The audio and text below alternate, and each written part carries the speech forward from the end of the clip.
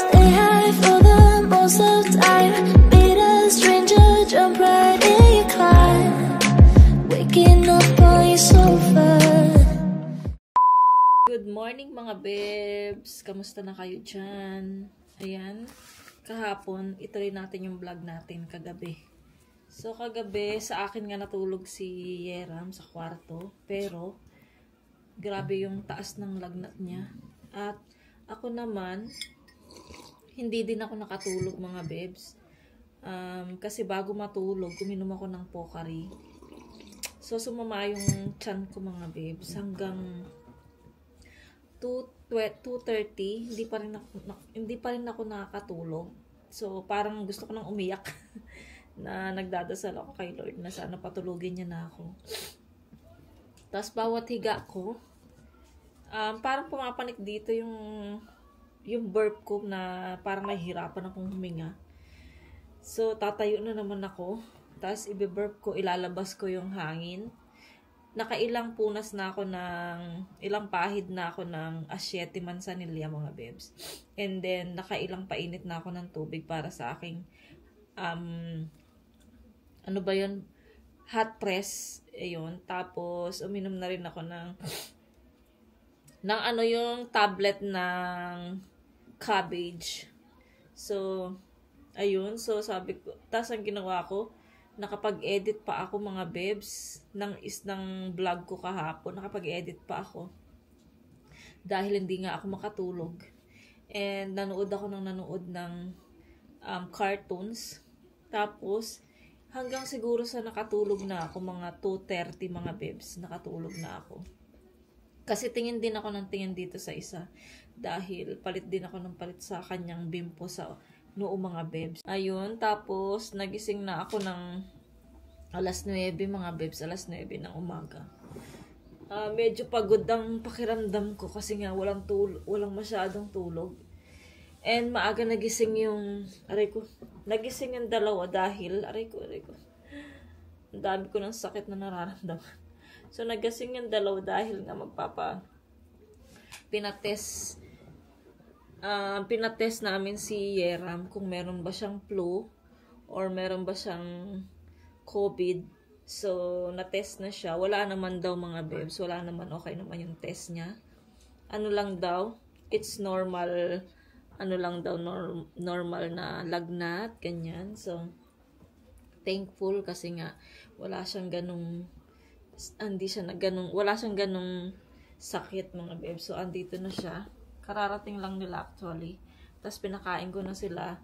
Tapos ngayon, iinom na siya ng gamot. So late na naman yung gamot niya. So mamayang itong lunch na to kasama na yung morning na gamot niya. So sa ulit siya? Naku, sa dinner ulit siya iinom ng gamot mga bebs. Ayan. So hindi niya na iinom yung tanghali dahil late na. So ayun mga bebs yung update natin. Masama lahat ako andito pa rin, masakit pa rin yung lalamunan ko. Kaya, ganun ako ng ganun mga bebs. Parang feeling ko may sipon ako dito na nagbabara. Kaya, ganun ako ng ganun. Tapos, masakit yung lalamunan ko. Nakapag-almusal na ako mga bebs. So, 10:40 na mga bebs. At, inaayos ko pa yung edit ko mga bebs. So, ito, nagsha-shoutout tayo sa mga supporters na sumusuporta sa atin, sinashoutout ko siya. Siyempre, yun ang sukli ko na pasasalamat sa inyo mga bebs. Ayan. So, ayun na nga mga bebs. Nakakain na kami ng lunch. Yung ulam lang namin yung nakaraang adobong manok. So, mas masarap yung adobo kapag tumatagal, diba? So, ayun yung ulam namin. Tapos, sinubuan ko lang tong si Yeram. Ayan. So, medyo mataas pa rin yung lagnat niya mga bebs. Nagiging 38.9 pa rin yung lagnat niya. Hindi ko alam, sana maging okay na siya tomorrow kasi Sunday mga bebs, mag-charge kami. Sana maging okay na siya. And, mamaya may darating akong parcel. Nag-order ako ng niya, yung screen protector. Ayan, nag-order ako kasi sabi ni Mr. orderan ko na kasi daw baka madisgrasya itong natin, yung camera. Tapos, nag-iisip ako kung magluluto ako ng spaghetti kasi tinatanong ko siya kung gusto niya bang spaghetti or hindi. Nag-iisip ako kung magluluto ako. Naka-ready na yung yung hiniwa ko na yung bawang sibuyas at saka carrots. Ang inaano ko lang kung magluluto ba ako, kung hindi ako tatamarin. Mamaya, bibilhan na lang siya ng, hindi kasi siya nabilhan nung isang araw ng lugaw. So, today, bibilhan daw siya ng lugaw ng tatay niya, yung vegetable, lugaw. Ayan, tapos mamaya, magpa-plancha ako ng buhok and magwa-vacuum ako. Ayan yung ating vlog for today, mga bebs. Sakitin ang mga tao ngayon. Lalo na dahil sa weather, mga bebs. Nagkakasakit ang mga tao. Iba-iba kasi yung weather. Minsan malamig, minsan maulan, mainit. Gaya ngayon, mga bebs. Warm ngayon at maaraw at mahangin. So, paiba-iba yung weather natin today dito sa Korea.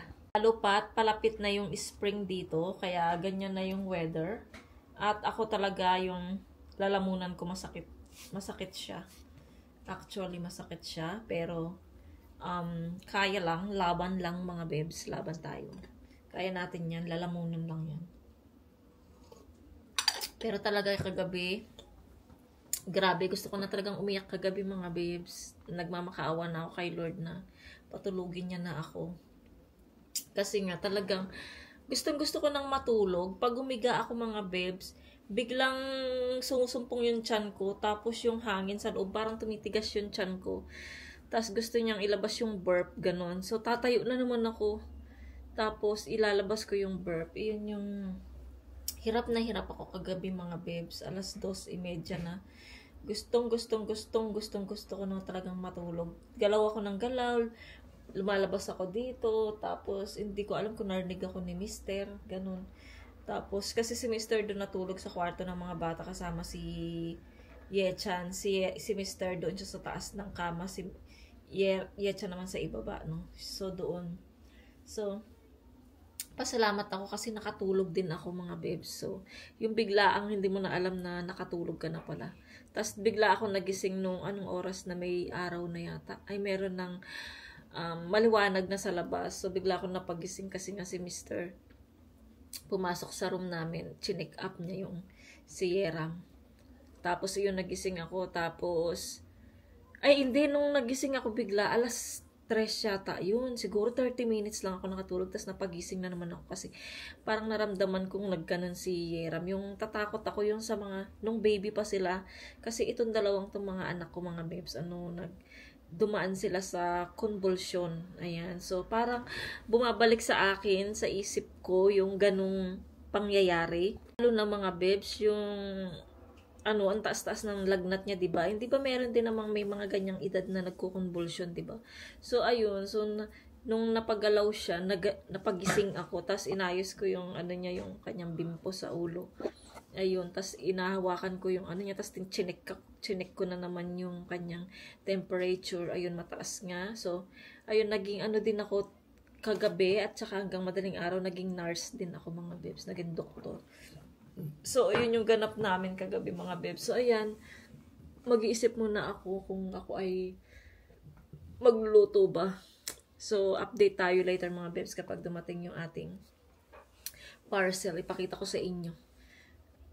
2,000 years later.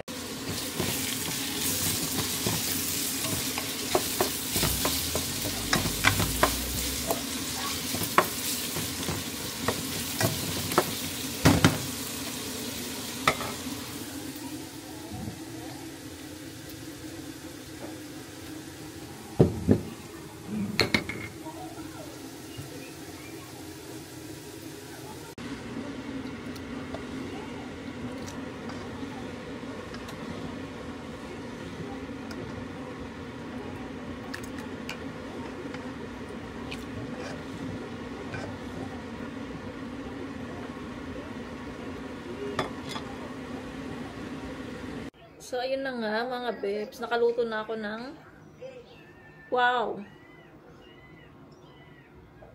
Tumawag si ko, yung mama ko. So, Nanonood kasi siya ng vlog ko today. So, mayroon na naman siya nakitang gamit. Ayun, so nakaluto na ako ng sauce ng spaghetti. So, ngayon naman, pinapakuluan ko na rin yung pasta. Wow! Sarap ng kamatis, kulay green. Ang sarap ng mga naku, matikman ko din yan pag uwi namin. Pinapakita niya kasi yung kamatis kulay green. Yung favorite ko yun kamatis na green. Tapos, hagod. Kung alam nyo yung drumstick, ayan, hagod. Tawag sa amin dyan, hagod mga bebs, yung drumstick. Ayan, favorite ko din yan. So, pag uwi natin, kainin natin yan. So, ayun. Tapos na rin ako magplansya ng hair. Nakapagplansya na ako ng buhok. Madalian lang. And, si Yeram, ay ito nga, games again. Tapos nakapag-vacuum na rin ako ng bahay. Dito lang tayo palagi sa likod nito. Itong green na to. Background ko mga bebs. Tapos wala pa yung parcel natin. Baka mamayang konti pagdating ng parcel. Darating na yung parcel kasi nga nag-message na rin naman siya. Kaninang umaga. Siguro mga alas 4 or alas 3 darating siya. So basta ipakita ko na lang sa inyo. Nagluto muna ako ng... Ang pray ko lang na sana makatulog ako mamaya ng maayos. Yung sana hindi na ako matulog ng late. Ayun, sana makatulog ako ng maayos sa gabing ito. Kasi tomorrow, church day namin. Ayan, so, balik tayo mamaya mga bebs. Update ko kayo ulit. Okay na po ang ating spaghetti. Ayan, luto na. So, nakatikim na kami. Kumakain si Yeram ng spaghetti. So, ayan. Ang problema ko lang, kung anong kakainin namin sa dinner. Nakapagsaing na rin ako. So, may kanin na rin tayo. Yung ulam na lang ang problema namin. So, hindi ko alam yung lulutuin. Kasi nga, ano ba yung laman ng rep namin? Ang laman ng rep namin ay wala. Meron kaming dumpling. Pero hindi naman yan lulutuin. Tapos, ano ba to? Yung tinapa. Ibibigay ko na lang to sa ate ko mga bebs kasi hindi ako mahilig sa Ay, may isda kaming nabili sa mister yung dried fish. Tapos, ano to naman? Ito ano naman to mga bebs? Celery. Meron pa pala kaming crabs, Hindi ko lang alam kung pwede pa yan. At, meron tayong ground pork. Ano pa ba? Alam nyo, andyan pa yung aking yung atay ng manok. Hindi ko alam yung lulutuin ko dyan sa atay ng manok. Ayun. Maganda ang weather natin for today's video. Ayan, maaraw.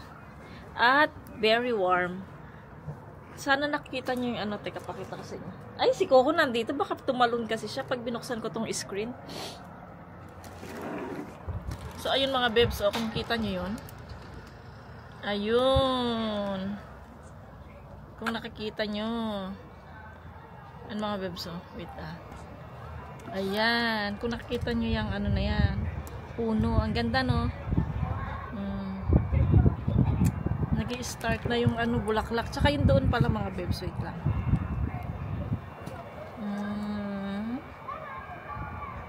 Ayun. Kung nakita nyo yung white doon mga bebs, yan ang ganda, di ba? Yung mga kids naglalaro kasi nga maganda yung weather natin. Binanlawan ko ulit yung bangs ko mga bebs kasi nga gagawin ko, paplansyahan ko siya tapos ganyan din. Kasi kung inipit ko, ang pangit din tignan. Kaya so, upo naman tayo sa ating upo tayo sa ating trono. Alas 4 uwi si Mr. Tumawag siya. Tawag siya ng tawag mga pips. Tanong ng tanong tungkol kay Yeram. Tapos si mama nanonood ng vlogs ko. Kaya maingay. Pasensya na kayo mga bebs. Siya yung masugid kong tagahanga mga bebs. So makita nyo rin sa mga bebs sa vlog na to kapag umuwi tayo ng Pilipinas. Ayan. Mag-aano siya sa inyo, mag-hello siya sa inyo. Hello mga bebs, good afternoon. Nandito na pala si Mr. Kanina pa siya dumating. Pero umalis siya, lumabas siya ulit dahil nag-ano siya na tawag nito na chondo. So ilalagay ko na lang dyan mga bebs. Ayun, lumabas siya. Tapos bumili siya ng aming dinner. Ito pala yung aking, ito na pala yung aming, yung ano ba yun? Ito na pala yung naluto kong ano mga bebs, spaghetti. Ba't ganun? Ano ba? Ayan. So, ayan na yung naluto kong spaghetti. Tapos, ito naman yung binili ni Mr. na sabaw. So, papainit ko. Ito yan. Tapos, ito naman sa akin. Tapos, ito yan. Ayan. Tapos, ito din sa akin yung may itlog. Ayan. Ipainit ko muna to mga bebs. Para makakain din si Yeram ng sabaw mga bebs. Ayan. Ito yung pork siya mga bebs. So, painit ko muna to. Wait lang. Ilagay natin dito yung baboy. Naglalagay nga ako ng ano ng fake nails. Ayan o, dalawa pa lang na ilagay ko. Dalawa pa lang. Tapos dumating na siya. Tapos ito, sabaw. Painit natin yung sabaw. Yung sa akin ding sabaw, papainit ko. Dalawang klaseng sabaw yung binili ni Mr. mga bebs. Ito kasi hindi ako mahilig sa itong sabaw na to eh. Masarap siya, kaya lang, ewan ko ba, hindi ko siya hilig. Tapos mga bebs, ito naman yung sa akin. Ipapainit ko din siya. Sana masarap.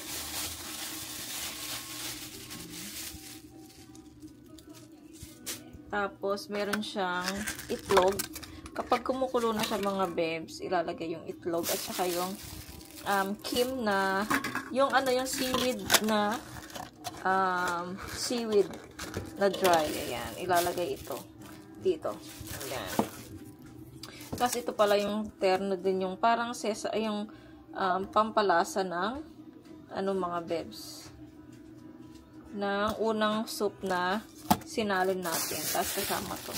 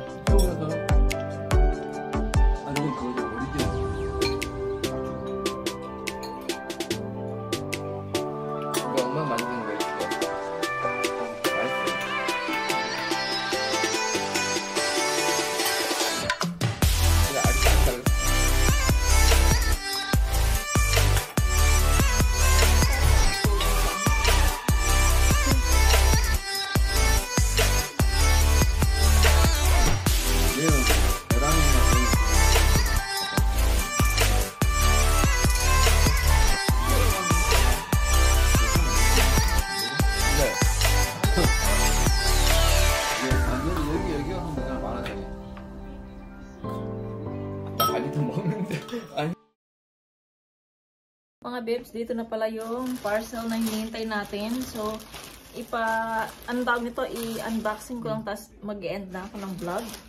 So, ito pala yung una. Ay, naglagay ako na, okay na yung aking fake nails. At gamit ko ngayon yung cellphone, kasi nga ipapakita ko sa inyo yung, nito, para mailagay ko yung kanyang lens, mga bebs. Ito. Ayan. Ito mga bebs yung, ayan, late lang pala. Bumili ako ng 925 na hikaw. Kahit na kasi yung binigay ng ate ko, yung na gold, andito isa lang siya. Dalawa siya, pero yung isa medyo lumuwang yung niya. Lumuwang yung kanyang pag-close. Kaya natakot ako baka pag sinuot ko siya, malaglag siya. Kaya ang ginawa ko, tinago ko na lang muna yun. Tapos yung isa lang na okay, yun yung nilagay ko dito. So, ito mga bebs, 925. Wow. Na silver. Ay, ito mga bebs, oh. Ang cute-cute niya, oh. Ayan. Saan ka man? Tapos, mga bebs, ito naman yung yung screen, screen protection ng ating camera. Ay, ito siya, double shield, no? Ay, dalawa kasi siya, mga bebs. Ayan. Wait, buksan ko muna. So, ito mga bebs, dalawa pala siyang set. Yung isang na set, din siya, yung para dito, tsaka dito. So, ilalagay ko na lang muna siya, mga bebs. Ilagay ko muna siya. Pakita ko na lang sa inyo, mga bebs, kapag nailagay ko na. Asan na yung Ayan. Ayan, ito yung sa uluhan niya, mga bebs. Ayan. Tapos ito naman yung screen niya dito, yung malaking screen. Ayan. So, ikakabit natin siya. Kabit ko muna siya, mga bebs.